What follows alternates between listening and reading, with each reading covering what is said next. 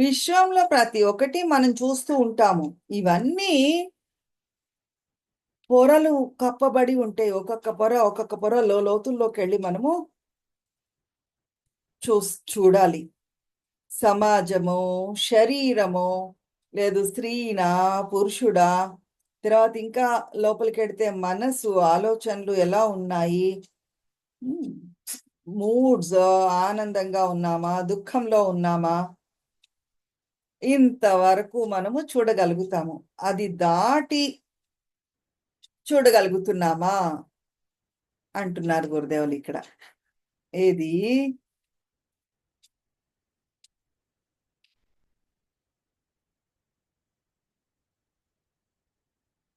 అసలు నా శరీరం ఎలా ఉంది, లేదు నా ఆలోచనలు ఎలా ఉన్నాయి, ఇంతవరకు కొంతవరకు చూడగలుగుతున్నా. కానీ అది కూడా కాదు, ఇంకా చెప్తున్నారు గురుదేవులు, 75% ఇక్కడ ఉండే వాళ్ళలో 75% మంది అసలు వాళ్ళ శరీరంలో ఏం జరుగుతుందో కూడా గమనించరట, గమనించలేరు. అవేర్నెస్, ఎరుక అనేది ఉండదట, తెలుసా?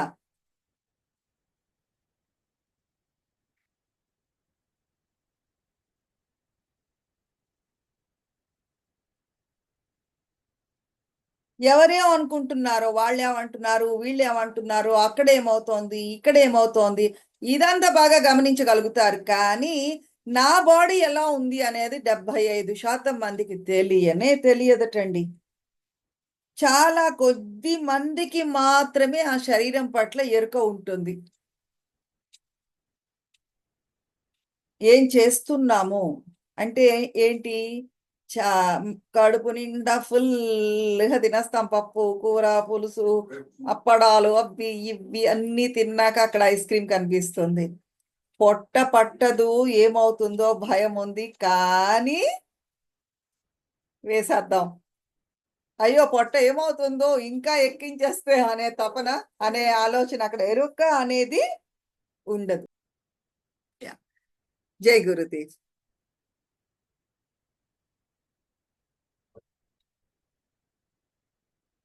75% మందికి ఏమవుతుందండి, వాళ్ళలో వాళ్ళ శరీరం పట్ల ఎరుక కూడా ఉండదు. ఏం ఎగ్జాంపుల్ చెప్పుకుంటున్నాము, ఫుల్ తినేసాక మళ్ళీ ఐస్ క్రీమ్ ఉంటే ఎక్కించేద్దాంలే అని అనిపిస్తూ ఉంటుంది. ఏదో ఇష్టమైన స్వీట్ కనిపిస్తే వేసేద్దాంలే అని అనిపిస్తుంది. బాడీ అవేర్నెస్ అనేది చాలా తక్కువ మందికి ఉంటుంది అని చెప్తున్నారు.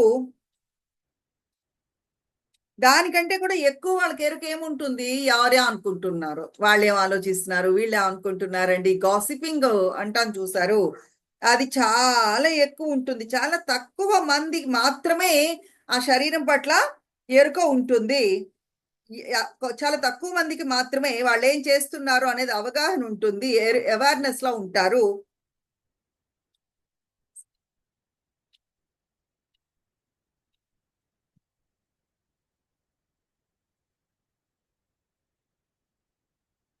చాలా తక్కువ మందికి మాత్రమే వాళ్ళ శరీరంలో ఏం జరుగుతోంది అనే ఎరుక ఉంటుంది.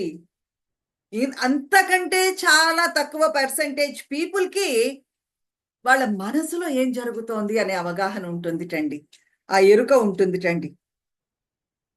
కోపంగా ఉందా, ఒక మెషిన్ లాగా అయిపోతారు. ఎదుటి వాళ్ళు ఏం ఫీలింగ్స్ ఉన్నాయో వాళ్ళలో కూడా పట్టించుకోకుండా కోపాన్ని వెళ్ళగక్కేస్తూ ఉంటారు. ఒక్కొక్కసారి యాజిటేషన్ అయినా, వర్రీ అయినా సరే, ఏమి అవేర్నెస్ ఉండదు వాళ్ళలో. ఎక్కడ మాట్లాడుతున్నాను, ఎవరితో మాట్లాడుతున్నాను, ఏం మాట్లాడుతున్నాను అన్న అవేర్నెస్ లేకుండా బయట పడేస్తూ ఉంటారు. ఆ ఫీలింగ్స్ ఏమున్నాయో అవన్నీ కూడా వాళ్ళలో, ఏం జరుగుతోంది, ఏం మాట్లాడుతున్నాను, నా ఆలోచనలు ఎలా ఉన్నాయని అవేర్నెస్ ఉండదు. మిమ్మల్ని మీరు ఒకసారి గమనించుకోండి, ఏం జరిగింది ఇంతకు ముందు. చిన్నపిల్లలు అప్పుడు కోపం వచ్చింది అనుకోండి, ఏం చేస్తారండి పిల్లలు? చుట్టూ ఏం జరుగుతున్నా పట్టించుకోరా, కోపాన్ని ఎక్స్ప్రెస్ చేసేస్తారు అంతే. నేను స్టిఫ్గా అయిపోయాను ఇప్పుడు, నాకు కోపం వచ్చింది అని ఎప్పుడైనా పిల్లలు చెప్పడం మీరు విన్నారా? లేదండి. ఆ అవేర్నెస్ ఉండదు చిన్నపిల్లల్లో.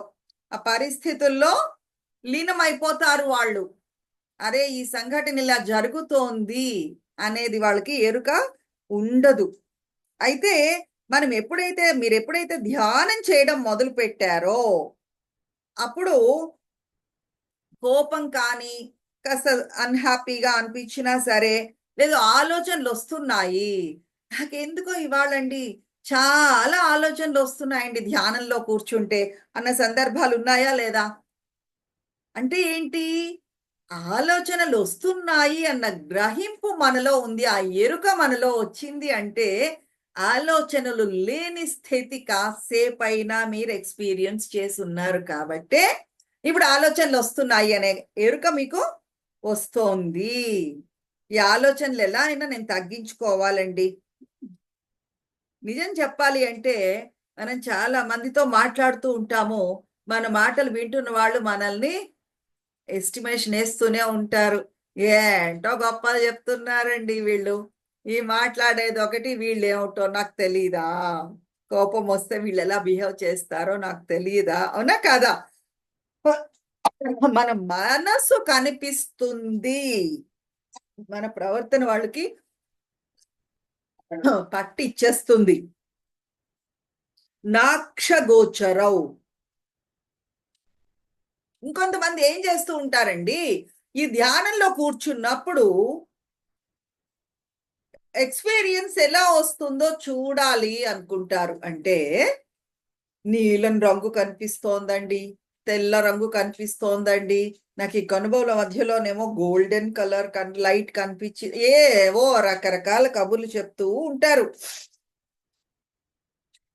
లేదు ఒక చుక్క లాగా ఉంటుంది ఆత్మ. ఆ చుక్క మీద కాన్సంట్రేట్ చెయ్యాలి.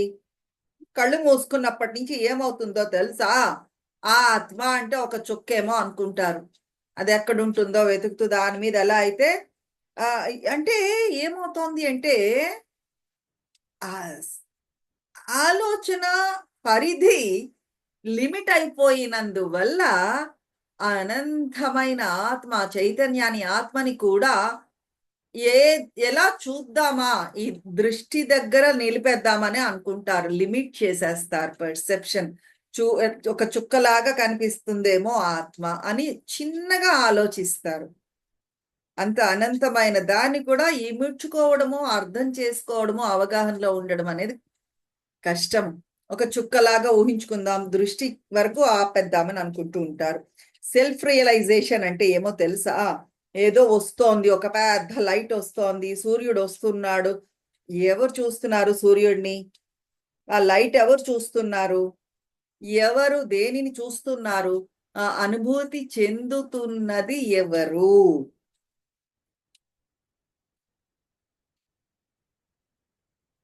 Blue light, yellow light. ఎక్కడుంది బ్లూ లైటు? యెల్లో లైట్ ఎక్కడుంది? నాలో ఏం జరుగుతోంది? ఇంకెవరో చెప్తారు ఇంకేదో ఎక్స్‌పీరియన్సు. గోల్డెన్ లైట్ అంటారు. అరె! వాళ్ళకి గోల్డెన్ లైట్ కనిపిస్తోందే, నాకు కనిపించట్లేదే. అయితే నా మెడిటేషన్ బాగా జరగట్లేదేమో ఇంకిది మొదలవుతుంది. ఎందుకు? ఆత్మ చుక్కలా కనబడలేదు. కంటికి కనబడలేదు. అంతే. నాక్షగోచరవు. నీ కళ్ళతో చూడగలిగేది కాదు. ఆత్మ అనుభూతి చెందేది ఆత్మే. ఇంకెలా చూస్తావు? ఆ! అది అలా ఉంటుంది అంతే. తత్ సత్ అంటారు చూసారు. జస్ట్ కెన్ బి అంతే. ధ్యానం అంటే ఏంటి?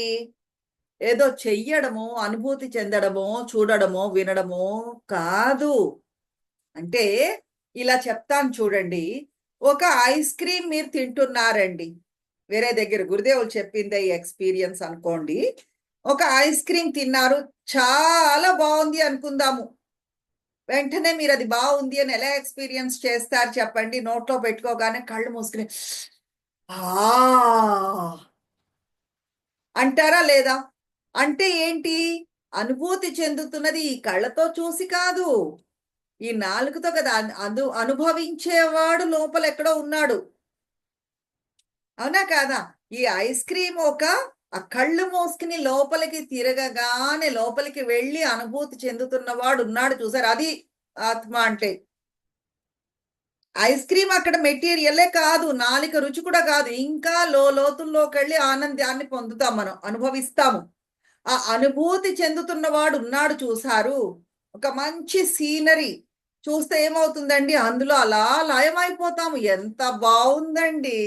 మళ్ళీ అది గుర్తు చేసుకుని ఎవరితో చెప్పేటప్పుడైనా మీరు ఒక్కసారి గుర్తుకు తెచ్చుకోండి. అబ్బా సూపర్ అండి, ఎంత అద్భుతంగా కళ్ళు మూసుకుని మనం మాట్లాడుతూ ఉంటాం. ఎందుకు?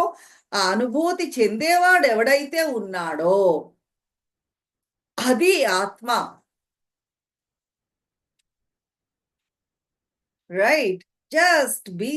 అంతేకాని మీరేదో అనుభూతి చెందేస్తాను, చేసేస్తాను, చూసేస్తాను అంటే అయిపోయేది కాదు. నాక్ష గోచరం, కళ్ళతో చూసేది కాదు.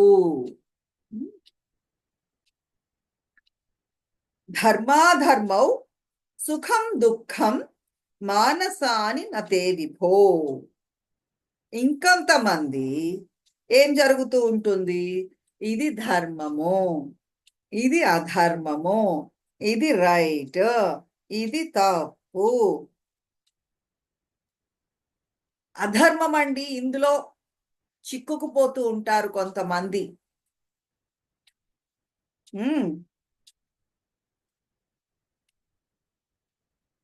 లంచం తీసుకున్నవాడు శాంతితో ఉండలేడు. ఎందుకు? లంచం తీసుకున్నాడు కాబట్టి వాడికి నిద్రట్టదు, ఎప్పుడు ఎక్కడ దొరికిపోతాడో అని. లంచం తీసుకోకూడదు అనేవాడు కూడా ఆ లంచం దగ్గరే చిక్కుకుపోయి ఉంటాడండి. ప్రపంచం ఇలా అయిపోయింది, అందరూ కూడా తప్పులు చేస్తున్నారు, నేనేం చెయ్యలేనా ఈ కరెక్షన్ చేయడానికి అంటూ ఆలోచన మొదలవుతుంది చూశారు. అక్కడ వాడు కూడా అదే లంచంలో చిక్కుకుని పోతాడు. అసలు లంచగొండితనం ఉండకూడదు ప్రపంచంలో, రూపు మాపేయాలి. మళ్ళీ అది అంతే, అబద్ధము నిజము, సంతోషము దుఃఖము వస్తాయి వెళ్ళిపోతూ ఉంటాయండి. ఈ మనసులో రకరకాల ఆలోచనలు వస్తూ ఉంటాయి, పోతూ ఉంటాయి. ఇది చూడండి, ఈ నాలెడ్జ్ చాలా చాలా రివల్యూషనరీ. అలాగని లంచం తీసుకోమని చెప్పడమో, అధర్మం చెయ్యమని చెప్పడమో కాదు ఇక్కడ గురుదేవులు చెప్తున్నది. ధర్మమైన అధర్మమైన మనకి బంధాన్ని కలగజేస్తుంది, గమనించండి, ఎరుకలో ఉండండి అని చెప్తున్నారు ఇక్కడ గురుదేవులు. అర్థమవుతోంది.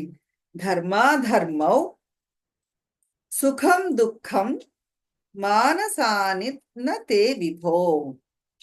సుఖము దుఃఖము, మంచి చెడు ఇట్లా చిక్కుకుపోతూ ఉంటారు. జస్ట్ గమనించండి. రైట్. వీటి నుంచి ఎలా బయటపడాలి రేపు చూద్దాం. జస్ట్ కన్క్లూడింగ్, కొంచెం తక్కువ సేపే చేస్తున్నాం ఈరోజు. జై గురుదేవ్. రేపు ఇంకొంచెం విశదంగా మనము మాట్లాడతాం.